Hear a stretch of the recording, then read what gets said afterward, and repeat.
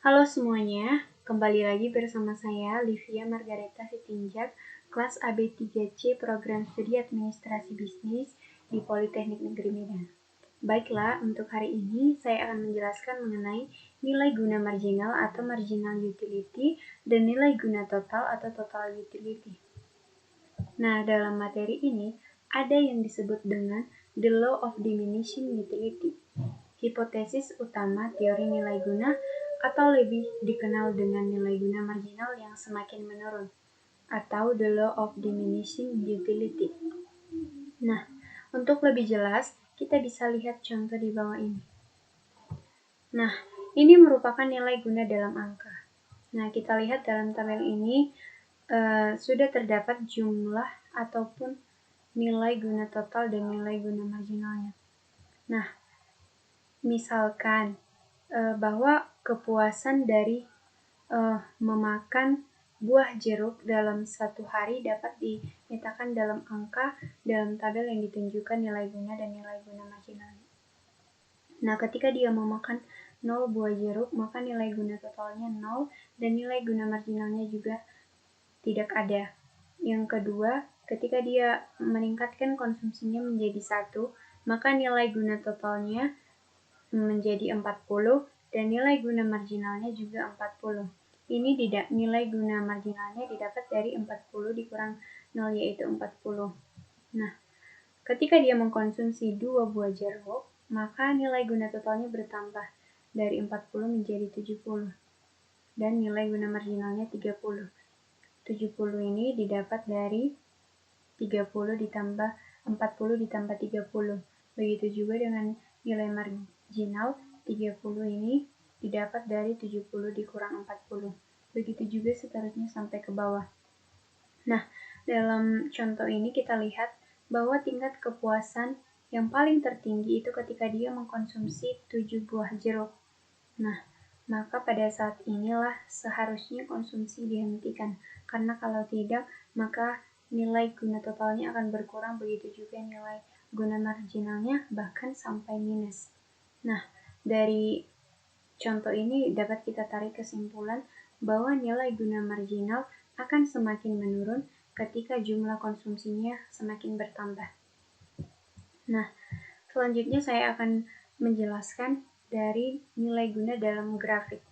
Nah, dalam grafik ini kita bisa lihat nilai guna total jeruk yang berwarna garis kuning dan nilai guna marginal jeruk yang bergaris merah.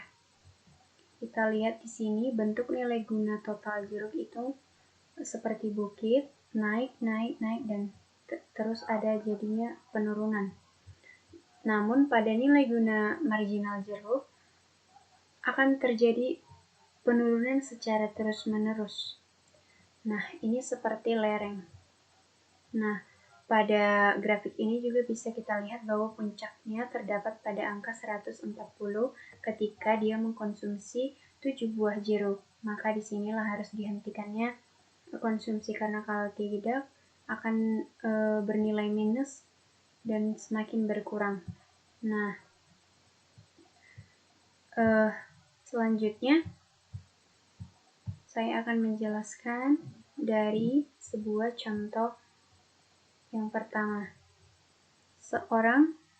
Misalnya seorang konsumen membeli buah anggur dan buah apel, dan nilai guna total masing-masing memakan buah tersebut ditunjukkan pada tabel di bawah ini. Nah, ini adalah tabelnya, kita bisa lihat jumlah maupun nilai guna totalnya dari masing-masing anggur dan apel. Nah, yang menjadi pertanyaan yang pertama adalah tentukanlah nilai guna marginal dari memakan buah anggur dan apel. Yang kedua, misalkan harga anggur dan apel masing-masing Rp2.000. Berapakah jumlah anggur dan apel yang dibelinya jika uang yang akan dibelanjakannya sama dengan Rp16.000. Yang ketiga, gambarkanlah grafik nilai guna total dan marginal dari anggur dan apel. Nah, ini merupakan contoh yang harga barangnya memiliki harga yang sama. Nah, untuk menjawab poin yang pertama, kita bisa lihat dalam tabel ini. Nah, untuk menentukan nilai guna marginal seperti ini, kita tinggal langsung kurangkan. Misalnya tadi jumlahnya 1, nilai guna totalnya 150, maka nilai guna marginalnya juga 150. Ini didapat dari 150 dikurangi 0. Begitu juga yang selanjutnya, ketika mengkonsumsi 2, nilai guna totalnya 320, maka nilai guna marginalnya 170. Ini didapat dari 320 dikurang 150. Begitu juga seterusnya sampai ke bawah. Dan apel juga begitu. Ketika dia mengkonsumsi 1 buah apel, nilai guna totalnya 200, maka nilai guna marginalnya 200. Nah, selanjutnya ketika dia mengkonsumsi 2, maka nilai guna totalnya 430, dan nilai guna marginalnya 230 yang didapat dari 430 kurang 200. Nah, begitu juga lah seterusnya sampai ke bawah. Itulah cara menentukan nilai guna marginal. Yang kedua, yang menjadi pertanyaannya, berapakah jumlah anggur dan apel yang dibeli jika uangnya Rp16.000? Nah, untuk mendapatkan hasilnya, kita bisa lihat dari tabel sebelumnya, di mana dia letak kesamaan nilai guna marginalnya. Berarti disitulah jumlah yang tepat yang harus dibelikan oleh konsumen. Di sini kita lihat bahwa pada tabel ini bahwa jumlah yang pas adalah 4 anggur dan 4 apel, yaitu yang nilai guna marginalnya sama, yaitu 210. Maka untuk mencarinya kita langsung kalikan saja 4 dikali 2000 dan ditambah 4 dikali 2000, yaitu sama dengan Rp16.000. Nah, selanjutnya yang nomor 3, menggambarkan nilai guna marginal anggur dan apel dan nilai guna total anggur dan apel. Nah, dalam nilai guna marginal anggur dan apel kita bisa lihat grafik ini, yaitu adanya perpotongan antara nilai guna marginal anggur dan nilai guna marginal apel. Nah, ini terjadi perpotongan karena adanya kesamaan nilai, yaitu tadi nilai guna marginalnya sama-sama 210 dengan konsumsi 4. Nah, kita bisa lihat nilai guna marginal anggur itu yang garis merah dan nilai guna marginal apel yang kuning. Nah, selanjutnya adalah nilai guna total anggur dan apel. Kita bisa lihat di sini, yang biru merupakan nilai guna total anggur dan yang merah merupakan nilai guna total apel.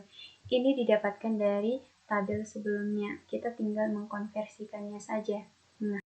Nah, selanjutnya saya akan menjelaskan contoh yang kedua, yaitu ketika harga berbeda. Nah, misalnya seorang konsumen membeli makanan dan pakaian untuk dirinya dan keluarganya. Harga makanan adalah Rp500 dan sehelai pakaian Rp5.000.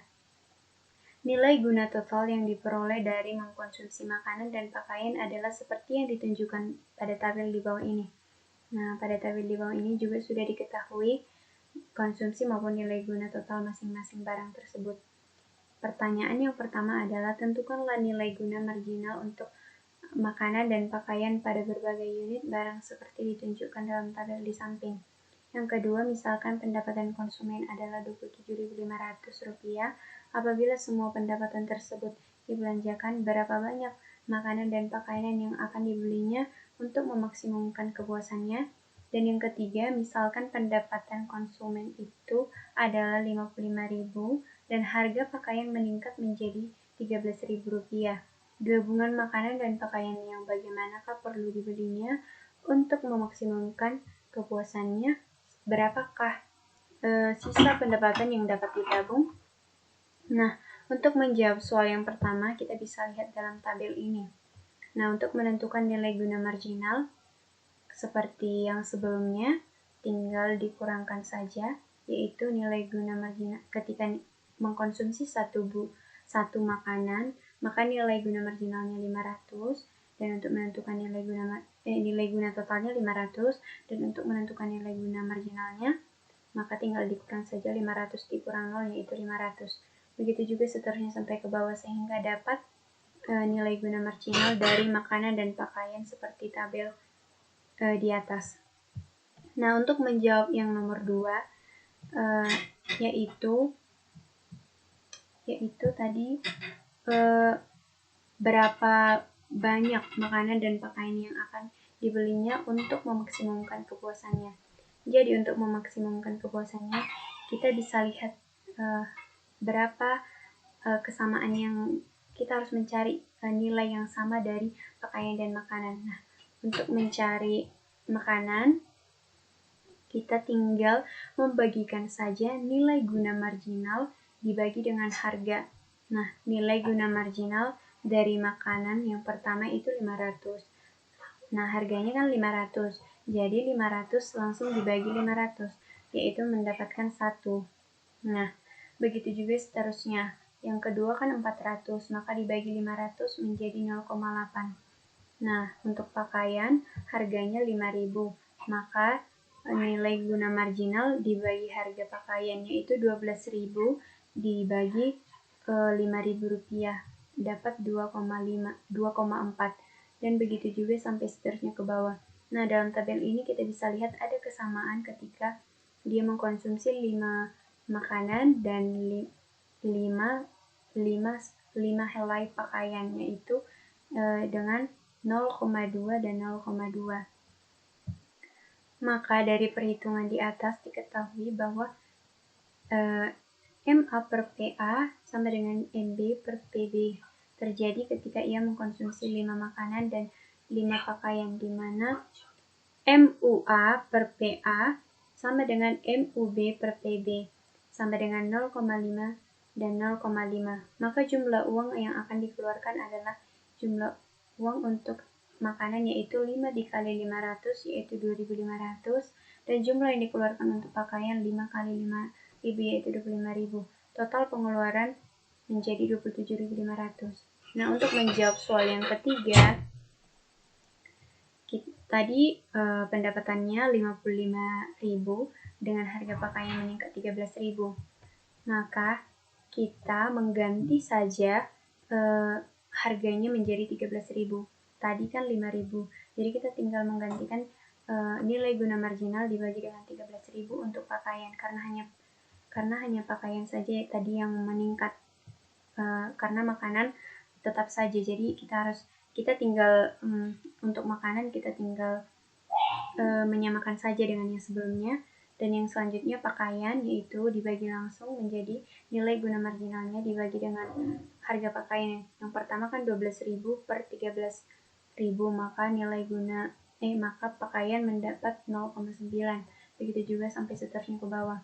Nah, dalam tabel ini kita bisa lihat ada kesamaan, yaitu pada ketika dia mengkonsumsi 5 makanan dan 4 helai pakaian, yaitu dengan nilai 0,2 dan 0,2.